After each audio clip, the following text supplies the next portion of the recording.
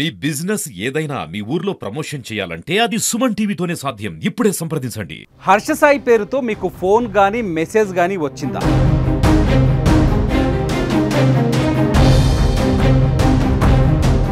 Harsha Sai trust నుంచి call చేస్తున్నామని నమ్మిస్తున్నారా? మీరు ఆపదలో ఉన్నారని మా దృష్టికి వచ్చిందంటూ ఓదార్పు గాలం వేస్తున్నారా?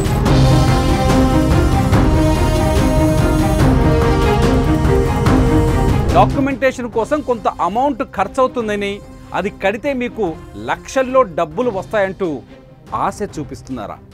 అయితే అది ఫేక్.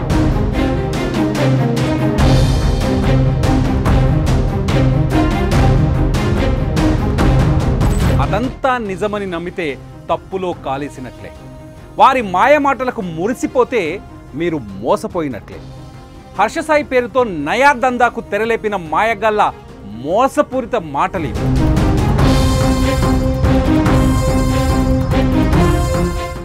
యూట్యూబర్ హర్ష సాయి గురించి తెలియని వారంటూ ఎవ్వరూ ఉండరు. నెటిజన్లకు హర్ష సాయి అంటే దేవుడు. ఆయన తెలియని వారంటూ ఉండరంటే అతిశయోక్తి కాదని చెప్పొచ్చు. సోషల్ మీడియాలో హర్ష సాయి చాలా యాక్టివ్గా ఉంటారు. పేదవాళ్లకు డబ్బులు సాయం చేస్తూ హర్ష సాయి ఫేమస్ అయ్యారు.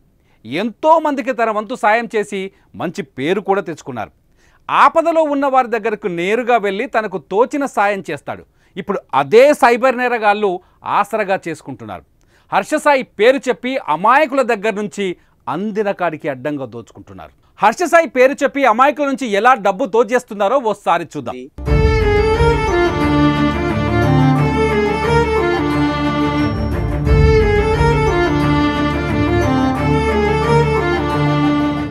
యాదాద్రి భువనగిరి జిల్లా భువనగిరి మున్సిపాలిటీ పరిధిలో రాయగిరి అనే కాలనీ ఉంది. ఈ కాలనీలో ఏర్పుల ఎల్లయ్య అనే వ్యక్తి ఆటో నడుపుకుంటూ కుటుంబాన్ని పోషిస్తున్నాడు. ఆయనకు 3 పిల్లలు. రెక్కాడితే గాని డొక్కాడనే కుటుంబం వాళ్ళది. అనుకోకుండా ఎల్లయ్య పక్షవాతం బారిన పడ్డాడు. దీంతో ఆ కుటుంబం తీవ్ర ఇబ్బందుల్లో పడింది.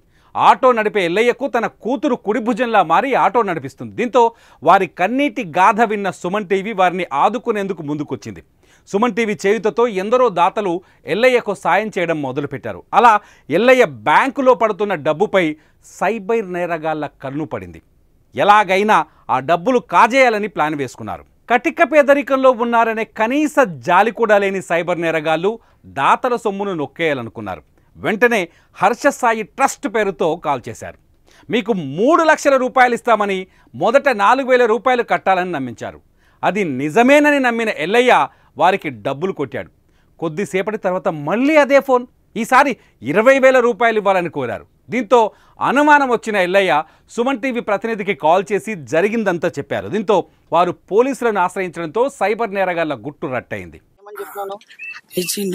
హర్ష సాయి అంటే నేను టీవీలలో చూసిన ఆయనని. టీవీలలో వాళ్ళకి వీళ్ళకు సాయం చేసుకుని చూసిన. అంటే మంచి పేరున్నాయన కదా, నిజమే కావచ్చు అని నమ్మేసిన. ఏమంటున్నాయనంటే, ఇగో డాడీ మనమంట 4,000 యూట్యూబ్ ఛానల్ కు కొట్టాలనంట. కొడితే ఆ బిల్లు పేస్ అయ్యి మన అకౌంట్ లో వాడతారని అని చెప్పింది. అయితే నిజమే కావచ్చు, నాకు చదువు సంజి రాదు కావచ్చు, 4,000 కొడితే 3 లక్షలు వేస్తట్టున్నాని నేను అనుకున్నా. నిజమని సరే అయినా అని మా బాబుకి చెప్పిన. వేసినాక 1/2 గంటల్లో మీకు పైసలు పడతాయి అని కట్ చేసిండు. మళ్ళీ ఫోన్ చేస్తాం మీకు అన్నాడు. సరే అన్న.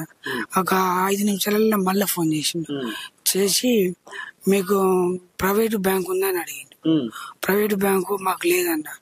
మరి ఈ గవర్నమెంట్ బ్యాంకులల్లా ఇంత అమౌంట్ ఒకసారి వేస్తే మళ్ళీ ఒకసారి మీకు వెళ్ళాయి, మళ్ళీ తీసుకున్నప్పుడు కూడా మీకు కూడా వెళ్ళాయి. అయితే ప్రైవేట్ బ్యాంకుకు నేను తయారు చేసి ఇప్పుడే మీ బ్యాంకులో పడతాడు చేస్తా, ఒక 20,000 కొట్టాను. 20,000 అడిగితే 20,000 అంత డబ్బు లేదని నేను అన్నా. ఎంతుంది మీ అకౌంట్ లో అన్నాడు.